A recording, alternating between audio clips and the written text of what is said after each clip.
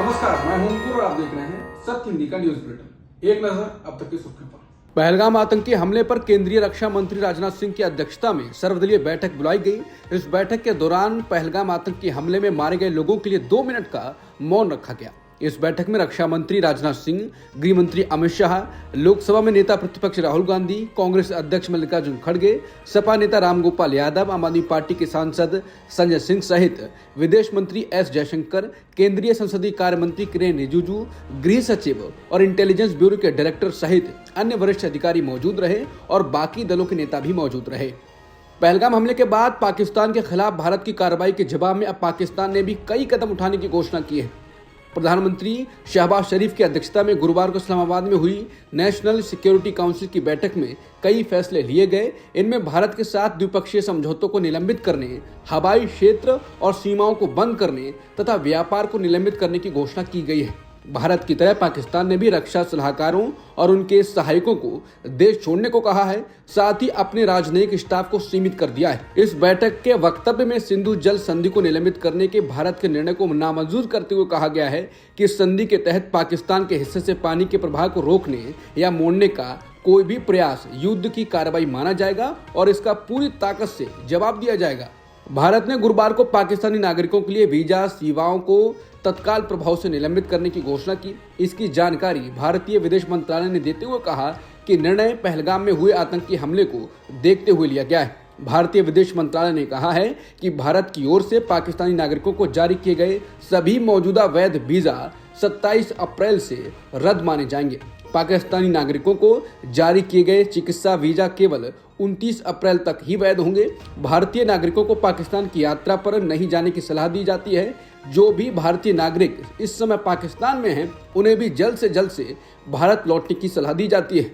सीमा सुरक्षा बल यानी बीएसएफ ने कहा है कि पहलगाम में हुई दुखद घटना को देखते हुए अटारी, हुसैनीवाला और सादकी में रिट्रीट समारोह के दौरान प्रदर्शन को सीमित करने का निर्णय लिया गया है। बीएसएफ ने बताया कि भारतीय गार्ड कमांडर और पाकिस्तानी गार्ड कमांडर के बीच प्रतीकात्मक हाथ मिलाने को प्रक्रिया को स्थगित कर दिया गया है। समारोह के दौरान गेट बंद रहेंगे। जम्मू कश्मीर के पहलगाम में हुए आतंकी हमले के बाद बुधवार को ही नई दिल्ली में प्रधानमंत्री मोदी की अध्यक्षता में सुरक्षा मामलों की कैबिनेट कमेटी की बैठक में कई फैसले लिए गए थे। इस बैठक में पाकिस्तान के साथ सिंधु जल समझौतों को निलंबित करने और अटारी बॉर्डर को बंद करने सहित कई फैसले लिए गए।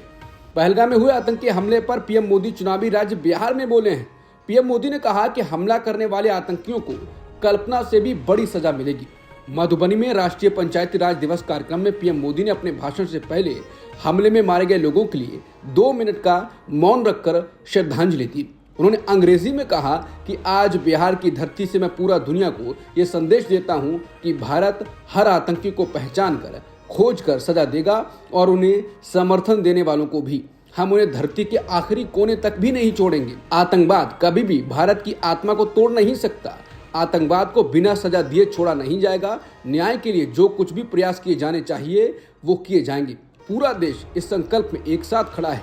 मानवता में विश्वास रखने वाला हर शख्स हमारे साथ है। मैं अलग अलग देशों और वहां के लोगों को शुक्रिया कहता हूं जो हमारे साथ खड़े हैं।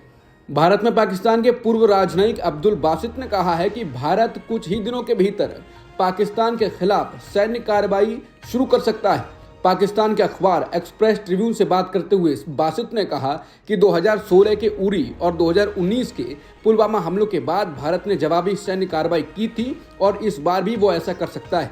बासित ने कहा कि बिहार में भारत के पीएम मोदी के हालिया भाषण के लहजे से संकेत मिलता है कि भारत सीमा पार हमले कर सकता है।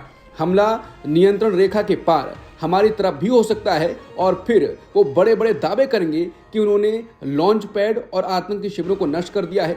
चाहे इसमें 1 हफ्ता लगे या 15 दिन, कुछ ना कुछ तो होगा ही।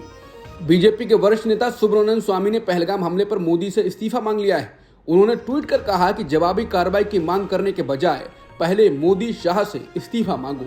चीन, पाकिस्तान, मालदीव, बांग्लादेश पर कई बार इनकी परीक्षा हो चुकी है और दोनों ने ही आत्मसमर्पण कर दिया है। भारत माता का अपमान हुआ है। 22 अप्रैल को पहलगाम में आतंकी हमले के बाद देश के अलग अलग कोनों में पढ़ रहे कश्मीरी छात्रों की सुरक्षा पर सवाल उठ गया है। ऐसे कई मामले सामने आ रहे हैं जिसमें कश्मीरी छात्रों को लोग धमकी दे रहे हैं। 23 अप्रैल को उत्तराखंड से हिंदू रक्षा दल के नेता ललित शर्मा का एक वीडियो सोशल मीडिया पर वायरल हुआ। इस वीडियो में शर्मा ने कश्मीरी मुस्लिम छात्रों को 24 अप्रैल की सुबह 10 बजे तक उत्तराखंड छोड़ने की धमकी दी। उन्होंने कहा कि अगर वो तय सीमा में राज्य नहीं छोड़ते हैं तो उनके साथ उचित व्यवहार किया जाएगा। ये भी धमकी दी गई थी कि वो लोग छात्रों को एक एक करके उठाएंगे। इस धमकी के बाद देहरादून में कश्मीरी छात्रों के बीच का भय का माहौल पैदा हो गया। जम्मू और कश्मीर स्टूडेंट यूनियन के राष्ट्रीय संयोजक नासिर खुएमी ने बताया कि हिंदू रक्षा दल ने देहरादून के कई कॉलेजों को लिखित धमकियां भेजी, जिसमें कश्मीरी मुस्लिम छात्रों को तुरंत निष्कासित करने की मांग की गई। दून पीजी कॉलेज के एक छात्र ने बताया कि उनके संस्थान में कम से कम 5 छात्र शहर छोड़कर चले गए, जबकि 15 अन्य छात्रों ने डर के बावजूद अपनी परीक्षाएं दी। छात्रों ने बताया कि उन्हें लगातार आतंकवादी जैसे सांप्रदायिक अपशब्दों का सामना करना पड़ रहा है। वहीं देहरादून पुलिस ने इस बात की सूचना मिलते ही तुरंत कार्रवाई भी की। सुरक्षा व्यवस्था को मजबूत किया गया। साथ ही सोशल मीडिया से कम 25 वो पोस्ट हटाए गए जो आग भड़काने वाले थे। दिक्कत यह है कि ये संकट केवल उत्तराखंड तक सीमित नहीं है। JKSA की सूचनाओं के मुताबिक पहलगाम हमले के बाद उत्तराखंड, हिमाचल प्रदेश और पंजाब में कश्मीरी छात्रों के खिलाफ कम से कम 8 घटनाएं दर्ज की गई। इन घटनाओं को एक जानबूझकर चलाई गई हेट पॉलिटिक्स के तौर पर देखा जा रहा है। जम्मू कश्मीर के मुख्यमंत्री उमर अब्दुल्ला ने पहलगाम में हुए आतंकी हमले में जान गंवाने वालों के प्रति शोक जताया है और कहा कि इससे हमें निकलना होगा। उमर अब्दुल्ला ने कहा कि मैं जम्मू कश्मीर के लोगों का बहुत शुक्रगुजार हूं कि इस हमले के बाद बाहर आकर उन्होंने इस हमले की मजम्मत की। उन्होंने कहा कि लोगों ने बाहर आकर एक ही आवाज में बात की और कहा कि हम इसमें शामिल नहीं हैं। मेरी देश के बाकी लोगों से एक गुजारिश है कि मेहरबानी करके कश्मीरियों को दुश्मन नहीं समझिए। उमर अब्दुल्ला ने कहा कि जम्मू कश्मीर के लोग अमन के दुश्मन नहीं हैं। हमारे साथ जो हुआ हमारी मर्जी से नहीं हुआ और अगर हमारी मर्जी से चलती तो जम्मू कश्मीर में कभी ऐसा नहीं होता। इससे हमें निकलना होगा। क्या पहलगाम आतंकी हमले के मुख्य संदिग्ध पाकिस्तान की एलीट फोर्स से जुड़े हुए? हमले में M4 कार्बाइन और AK-47 जैसे उन्नत हथियारों का इस्तेमाल क्या इशारा करता है?